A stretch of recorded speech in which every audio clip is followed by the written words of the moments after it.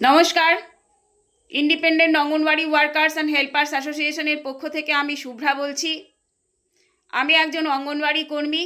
আমার ভিডিওগুলো যদি আপনাদের ভালো লাগে পেজটিকে অবশ্যই ফলো করবেন, লাইক করবেন, শেয়ার করবেন এবং কমেন্ট করবেন। আপনাদের এই অবদান আমাকে নতুন নতুন ভিডিও বানাতে খুব উৎসাহ দান করবে এবং যদি ভালো না লাগে অবশ্যই স্কিপ করবেন। আপনাদের আজকে আমি প্রথমেই দেখাচ্ছি এই পোস্টটি দেখা যাচ্ছে কি না।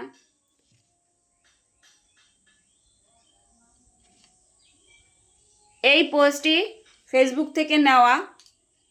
অনিরুদ্ধ মিশ্রা, আউসগ্রাম 2 ব্লকের অনিরুদ্ধ মিশ্রা, যার বাড়ি ভালকি, উনি ফেসবুকে এটা পোস্ট করেছেন। উনি ক্যাপশনটা দিয়েছেন, খেচুড়ি স্কুলে আধখানা ডিম দিলে মাসিক প্রতি পরিবার পিছু দিদিমণির লাভ হয় 333 টাকা। যদি 30টা মা ও ছেলে থাকে তাহলেই 10,000 পূর্ণ হয়ে যাচ্ছে। আওয়াজ তোলো। এবং উনি আউসগ্রাম 2 এর কোনো একটি সেন্টারের বাইরে লাগানো এই যে এসএনপির যে তালিকা সেটাও পোস্ট করেছে।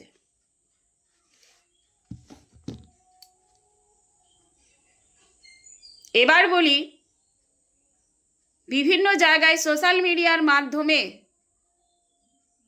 এক শ্রেণীর মানুষ, এক শ্রেণীর কন্টেন্ট ক্রিয়েটার, যারা অঙ্গনওয়াড়ি দিদিমণিদের পেছনে এক শ্রেণীর বেনিফিশিয়ারিদের খেপিয়ে তোলার চেষ্টা করছেন বা প্রচেষ্টা চালিয়ে যাচ্ছেন, এটার থেকে বিরত থাকুন। কেননা বর্তমানে ডিমের দাম 8.5 টাকা, 9 টাকা পিস হয়েছে। সেই জায়গায় অঙ্গনওয়াড়ি দিদিমণিরা এখনো পাচ্ছে 6.5 টাকা।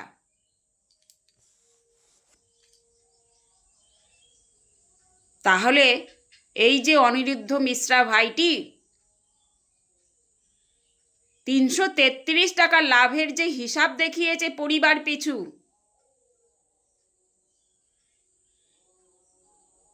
এবং 30টি বেনিফিশিয়ারি মা ও শিশু থাকলে নাকি 10,000 টাকা ইনকাম ওখান থেকে বেরিয়ে আসছে। এবং উনি বলছেন আওয়াজ তুলতে। হ্যাঁ, আমরা বলবো আওয়াজ তোলো, অবশ্যই তোলো আওয়াজ। যে ডিমের দাম 6.5 টাকা দেওয়া হচ্ছে, সেটা 8.5 টাকা, 9 টাকা দাম হয়েছে, সঠিক দামটা যেন দেওয়া হয়। আওয়াজ তোলো।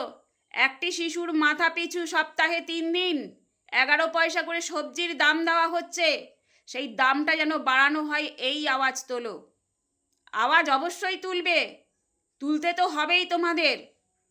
যে একজন গর্ভবতী আর প্রসূতি মায়ের মাথা পিছু সপ্তাহে 3 দিন 23 পয়সা করে সবজির জন্য দেওয়া হয়, সেই বরাদ্দটাও যেন বাড়ানো হয়। 2022 সালের যে এসএনপি চার্ট, সেই চার্ট যেন অবিলম্বে পরিবর্তন করা হয়। বাচ্চাদের, শিশুদের, গর্ভবতী এবং প্রসূতি মায়েদের যেন পুষ্টির ঘাটতি না হয়। যে সাপ্লিমেন্টারি নিউট্রিশন ফুড, তাতে যে পুষ্টির পরিমাণ উল্লেখ আছে, তাতে যেন ঘাটতি না হয়।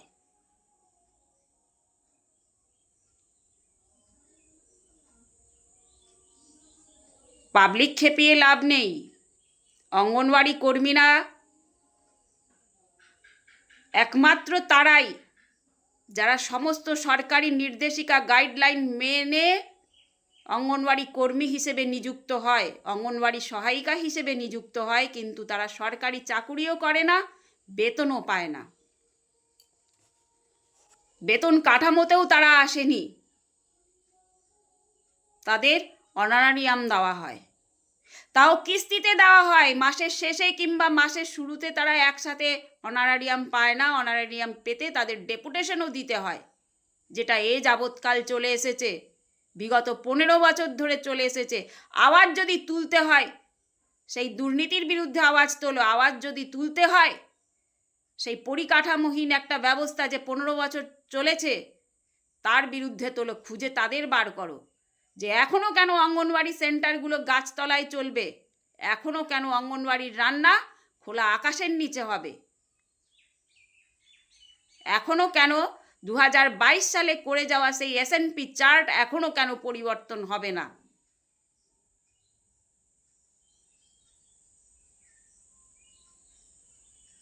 তোমাদের মতো কন্টেন্ট ক্রিয়েটার, তোমাদের মতো ফেসবুকে যারা পোস্ট করে, তাদের বিরুদ্ধে যেদিন অঙ্গনওয়াড়ি কর্মীরা রাস্তায় নামবে সেদিন সামলাতে পারবে তো?